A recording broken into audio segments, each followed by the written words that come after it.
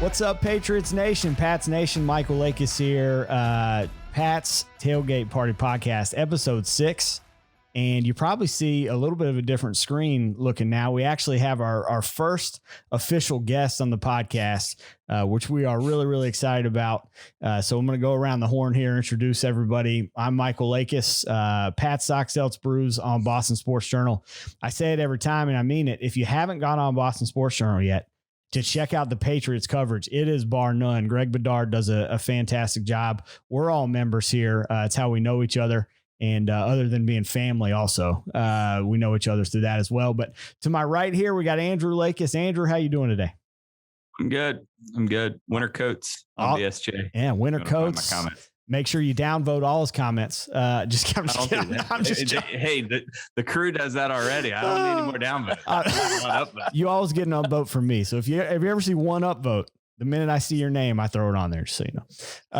Yeah, you're a homer. Yeah, that's absolutely right. All right, so we also have my down below me, Doug Lakis, also known as my father. Doug, how are you?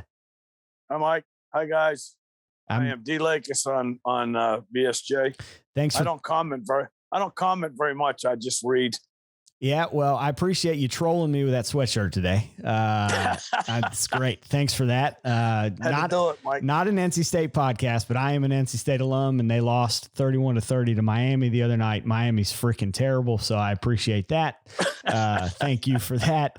And let's get to our special guest on the show, Mike Davis. Mike from Stoneham. I believe that's right, Mike. Is that right? Joining us today? That is correct. Awesome. Well, hey, you're our first official guest. How's it feel to be here?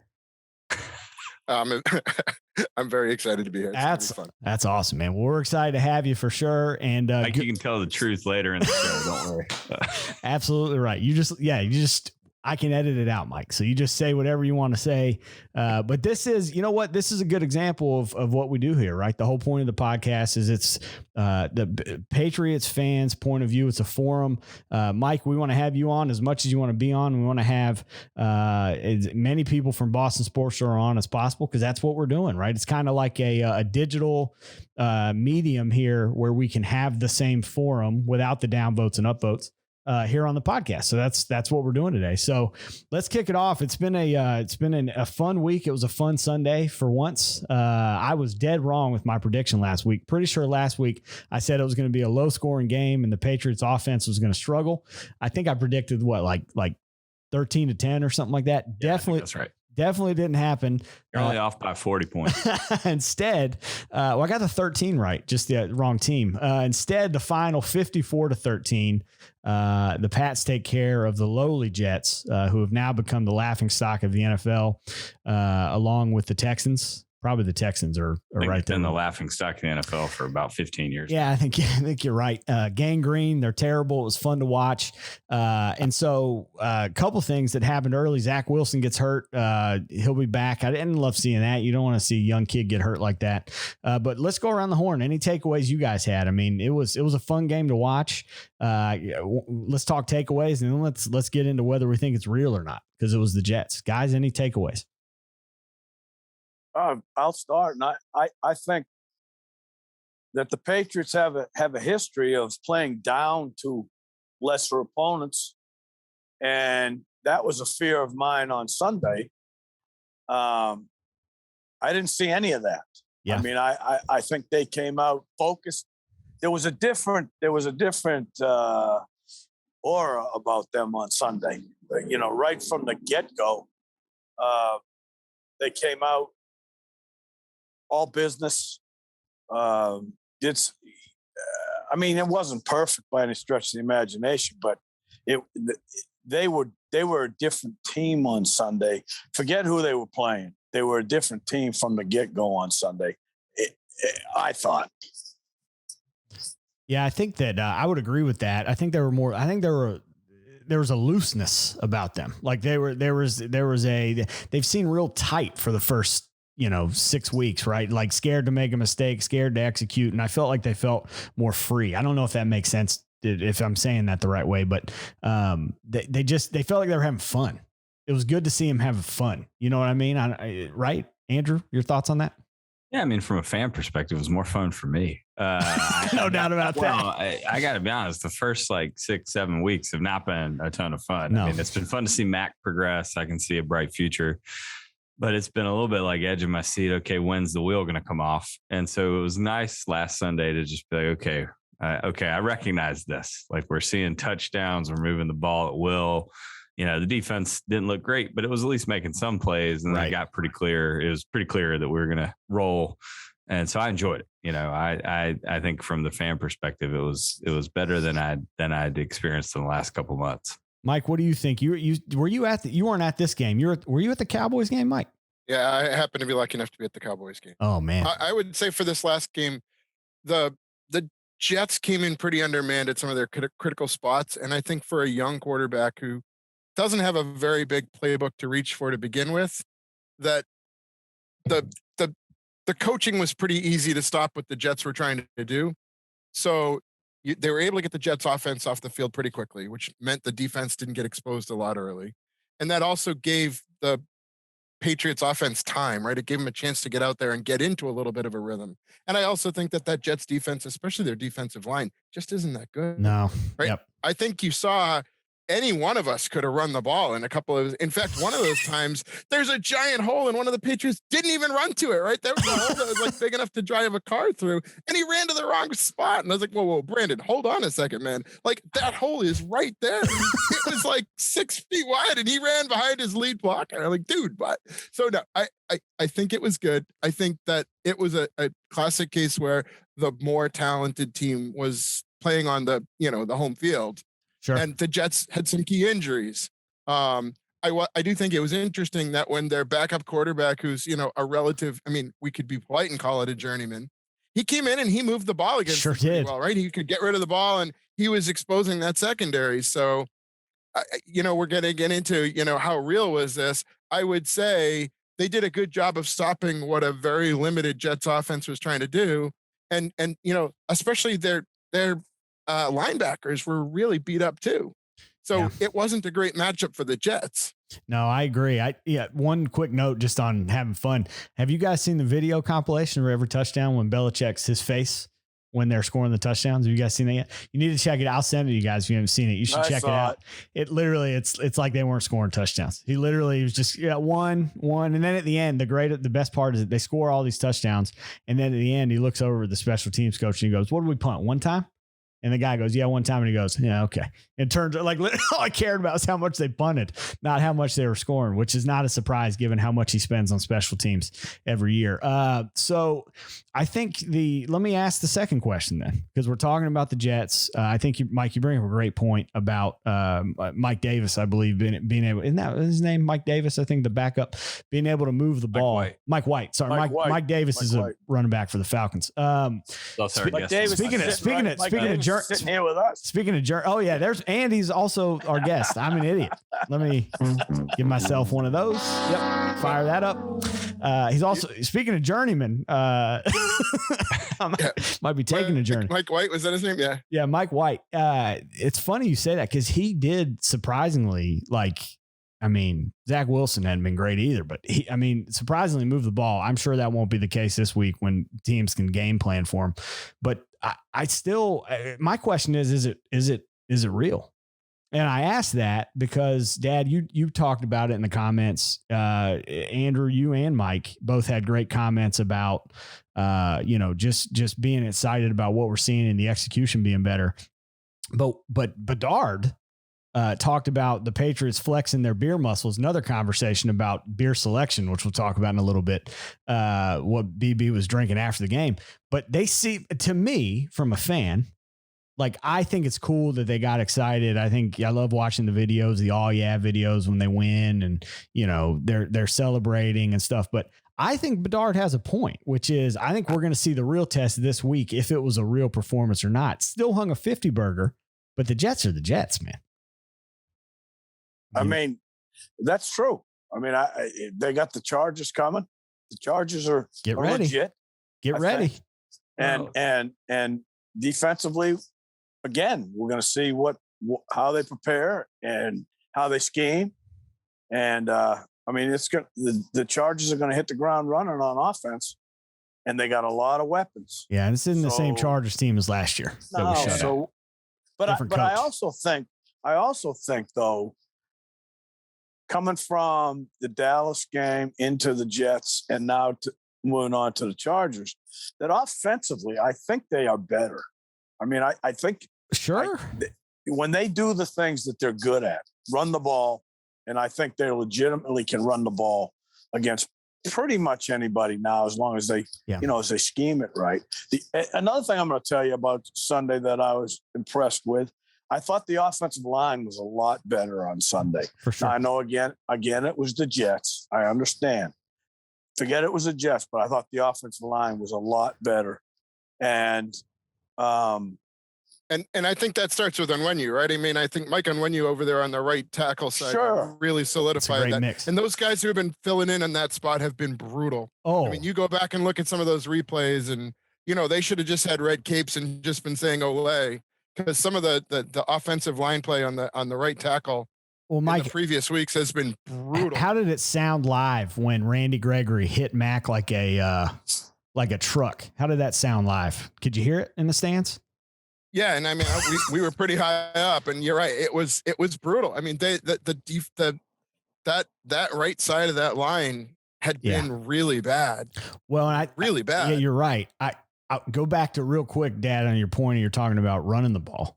By the way, watching Damian Harris run when he runs is an impressive thing to see. I think that cat can move now, and he finishes. He used to finish real high. He still does a little bit. He needs to finish a little bit lower. But man, he finishes. Andrew, your brain the gears are turning over there. Yeah, I mean, I may challenge the whole premise on this, like real, not real, positive, negative. I was trying to do this gently in the chat this week, but I don't think people were kind of getting what I was going for there.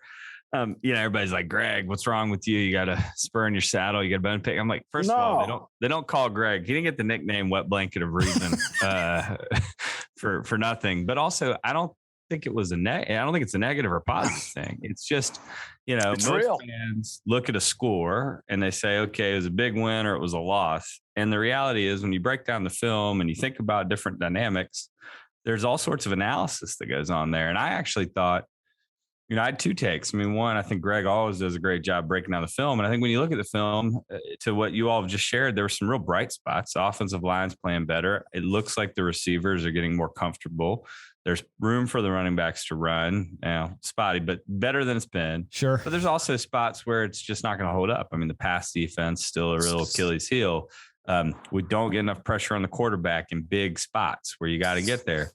All that's just good. It's not good or bad or positive or negative. It's just the reality of what we saw. I think the other thing I'd offer is, I think for me, I don't think they've arrived or that like we've turned a corner or real, but I do have more optimism because in the NFL, even against a terrible team, and what the Jets put on the field last Sunday was terrible. You still got to go out and execute. You still got to prove that you can run a play. I mean, the play they scored the touchdown on the first drive, I thought either this was the irony of people saying Greg was being negative. I actually thought he broke down all the things that had to go right and all the individual pieces of execution that worked. That's not negative. I mean, that actually showed huge progress for this team who hasn't been able to execute their way out of a brown bag the first 6 weeks. I just thought it was kind of, lazy might be a little pejorative, but this idea that like, oh, we're being negative now, just loosen up. Like you got a bone to pick. I kind of challenged that premise. I thought it was a great thought and a great line of thinking. And I do think if they don't keep that aggressive approach on offense up against the Chargers, they're going to be in for a long day. Like you can't go back to the run twice, try to throw on third down, punt, and expect your defense to keep that team under 30 points. I just don't think it's going to happen. No. Go ahead, Mike. And when we're going to get into the Chargers in a little bit, but let's just, whether it was real or not, it was also at home. It was also, good weather for our offense.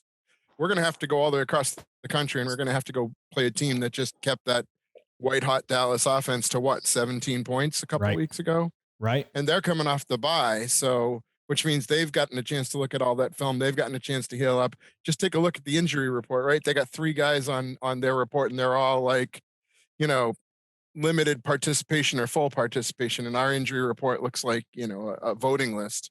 Yeah. Well, luckily we've had this, I guess, just looking at the practice reports this week, they've had, everybody there. There's limited participation though, but they've had everybody dress, which is good. A couple random thoughts as we put the bow on the Jets here and move to what you were talking about with injuries and possibly what we would like to see as fans from the trade deadline. A couple of things. One, I'll be happy if I never see a toss sweep again. I'm glad they ran straight in the middle the entire time. Now, granted, to your point, Mike, there were some injuries in the Jets linebacking core that allowed them to do that. But Andrew, you were talking about the conservative play calls. They haven't been able to run horizontal real well. A lot of that has probably to do with the line play. And then the second thing is when we're on the one, and maybe this is because the shirt you're wearing, Dad, and maybe it's because I'm biased. Can we just run a pick play for Jacoby to get him in the box one time? Can we get the guy in the box? Get him in the box, man. He's the best receiver on the team. It's hard for me to believe he hasn't scored a touchdown yet. Get him in the box, Bill. Come on. He had one against Dallas, but they called it back. So, he's thrown to, right? He's thrown to. Yeah, he's thrown to. And his dad's there. You saw the thing. His dad's good. I mean, his dad's every week. He'll get one. And he's taking I think he's filming the entire game, by the way. He's like, he's got to film the offense. I never know what he's going to score. I don't know. I think we'll move on from the Jets, but I think that in regards to Andrew's comments, Bedard was right on target. I mean, it was a great analysis of what happened in the game on Sunday. Well, I mean, I've been coaching a long time, and there's a lot of games you win going away, and you walk in there the next day and you say, "We were bad." Right. I mean, that's just the way it is. All right. Well, let's listen. Speaking of, we're talking about injuries, talking about who's injured. A huge injury happened on Sunday. Jonathan Jones goes down for the rest of the year. That's not the 3-week IR. That is the season-ending IR, which is bad. It's especially bad given a couple weeks ago when we talked on the podcast about the Stephon Gilmore trade. Start betting the over. Oh my goodness. Jalen Mills continues to struggle a little bit in man coverage. He's trying, struggle a little bit. Oh boy. So listen, Bedard had a great article. Again, check it out. BostonSportsJournal.com, where he talked about possibly who the Patriots might want to trade. What are some cornerback options? Now let's be clear. The Patriots run a heavy man scheme. So you're not going to go get a guy like a Richard Sherman or some of the guys that are better zone players. You're going to have to find somebody that plays man. So I want to talk about, we'll start with the cornerback position because the defense has been the problem. They haven't gotten a big stop yet. I'll be extremely happy when they get a big stop when it counts, when they need to. But we alluded a little bit ago to the receiver position. Talked about Myers getting in the box. Mike had kind of the receivers are getting a little bit better. I'd like to see him trade for possibly a weapon. I've heard a couple names. I've heard Brandon Cooks is a name that's been kicked around out there with him being unhappy about the Mark Ingram trade. I wouldn't mind seeing that. Anyway, what do you guys think? I mean, the options Bedard gets, I'll pull up the article here, but it looks like he talks about Darius Slay. I think that's going to be tough given that he doesn't like Patricia, right? I mean, I'd love to see Darius Slay in a Patriots uniform, but go ahead, Mike. Yeah, he also didn't fit in well when Patricia was coaching in Detroit, right? He didn't fit that scheme that well. I mean, he was much better in a more traditional zone scheme. He didn't really like playing that man zone, those man concepts that Patricia tried to bring in there. He didn't play well in those either, and that might be a part of the problem. What do you guys think? There's Keon Crossing has been brought up. Love Keon. I'm pro Keon. Yeah, I don't know why. Justin Coleman, Eastern North Carolinian man, went to. Where did Keon go? Western Carolina, did he? Well, yeah, he was from Northampton County. Catamounts. The Catamounts. He went to Western. Played at Western. Yeah. All right, we've just lost our Massachusetts audience. No, I'm just kidding. Just kidding. That's why we have Mike. We'll show you all a map next to the podcast. Justin Coleman. I have a hot take on this. Oh boy. Not to hot take. Yeah, that's right. This one's, hold on to your hats. No, I was thinking about this, listening to the Bedard and Cattles on podcast the other day and just thinking about the news. I mean, it is not good that we've lost Jonathan Jones. I think he's criminally underrated. Yeah. And I agree that slot cornerback is the hardest position to play in the NFL. I actually think like fans are wanting to do. We're going to want to run out the, who's who grocery list and go get them. We're not getting any of those. Yeah, people. Come on, man. Let's go. And anybody who's worth a darn isn't getting traded because they're doing something on a team. The highest likelihood of us having success is that we've got something in Miles Bryant. And I think we might. In the slot, right? He's flashed in the games he's had exposure to. He's always shown up on the camp notes in the past. I've seen good things written about him. And I think it's easy to forget that, it does work that way sometimes. Right. That when somebody gets hurt in the NFL and it opens up an opportunity, somebody else comes in and fills the role. And it's not like, I love Jones, but Jones was an undrafted free agent, if I remember correctly. He's fast. He's got speed. I just think they actually can make do. What it doesn't change is what we're going to do about Jalen Mills. Do we have enough boundary corners? But I have a little more hope in Bryant than I think most do. All right. And remember, D'Angelo Ross was one of the guys who played best in the preseason too. And True. They tried to stash him over onto the practice squad because they had a lot of depth. Well, this brings me to Mike. If subscriber to the show, we've talked about it every week, which is I can't understand. Every team, it seems like in the NFL, puts their best talent on the field except the Patriots. They rotate so many people that I can't. Sometimes I look on there and I go, wait a minute, why are our best players on the field? And that could possibly be if D'Angelo Ross looked great in the preseason and he comes in and plays well. Hopefully he stays there.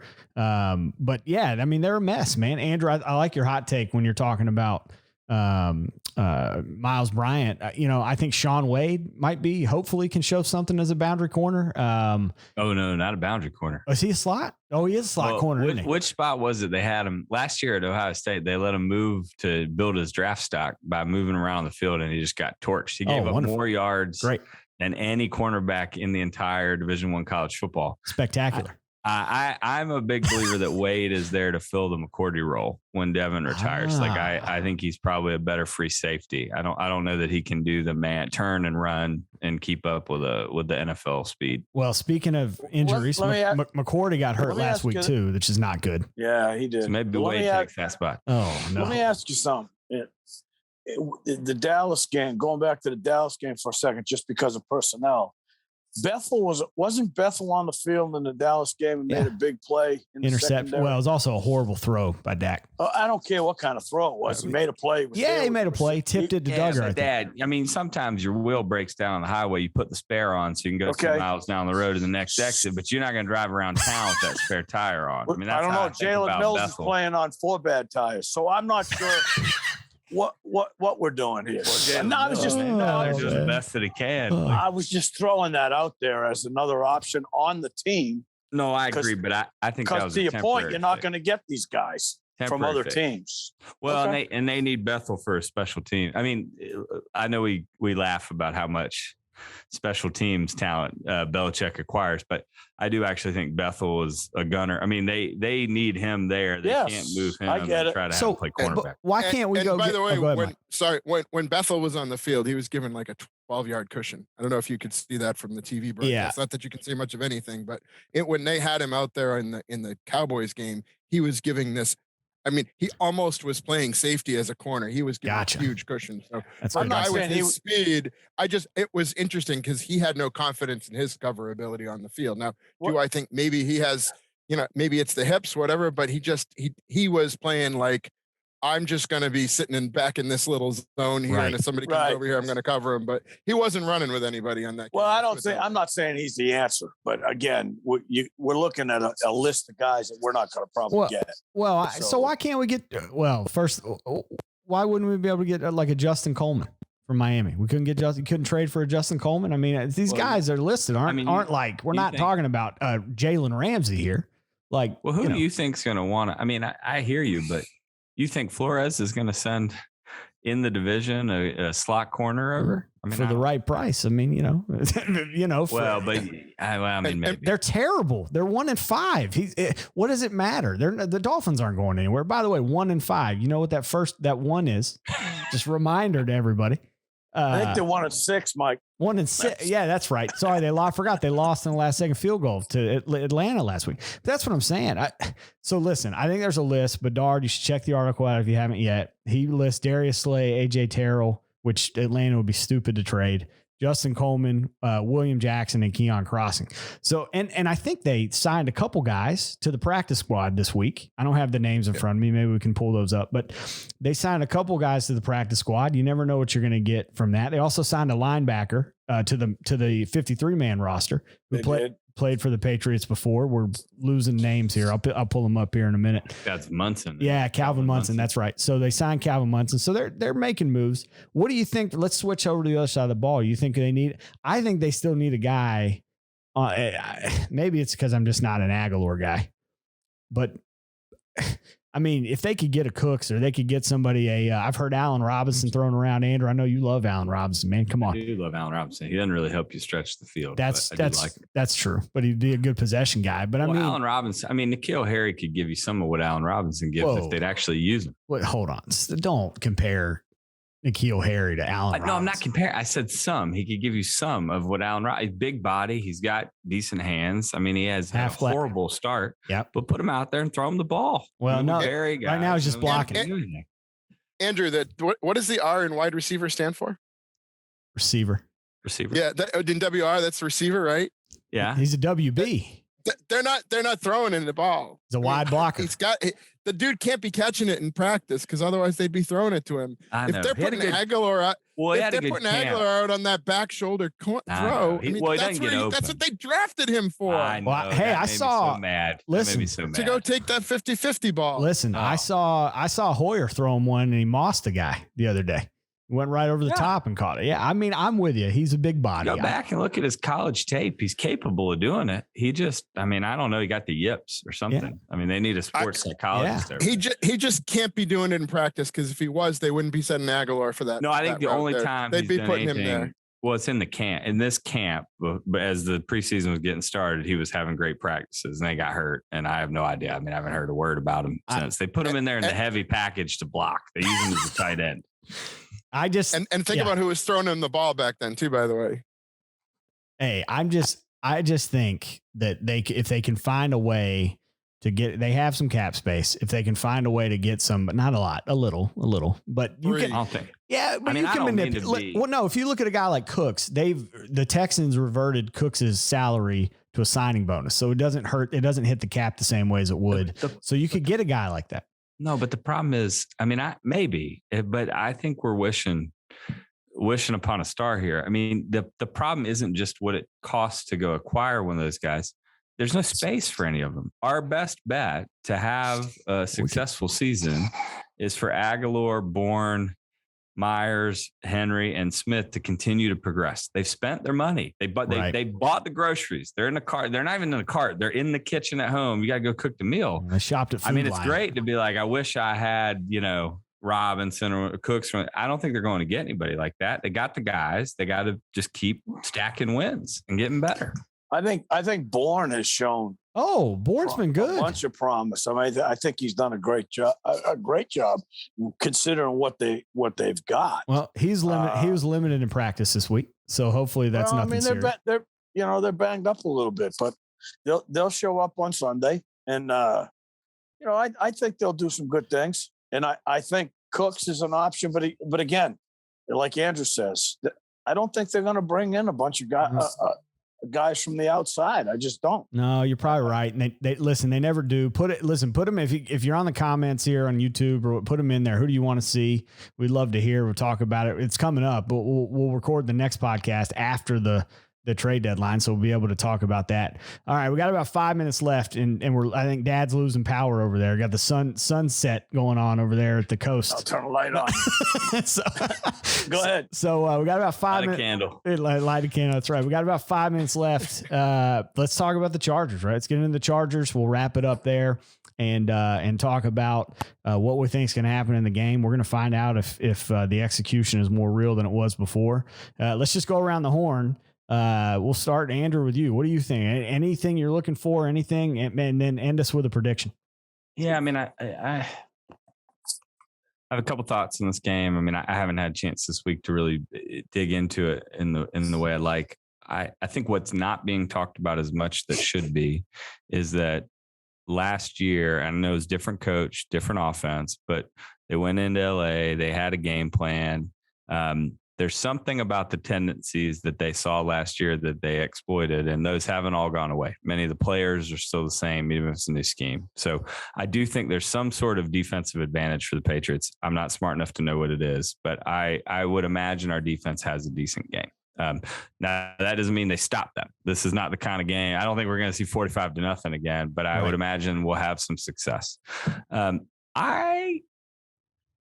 So my bigger thought is that I actually think Mac Jones so far rises to the moment. And when he plays better quarterbacks and has more pressure on him, he plays his best. So it didn't shock me that he kind of had a mediocre game against the Jets, because I think it was easy to probably take his focus away. They didn't need him.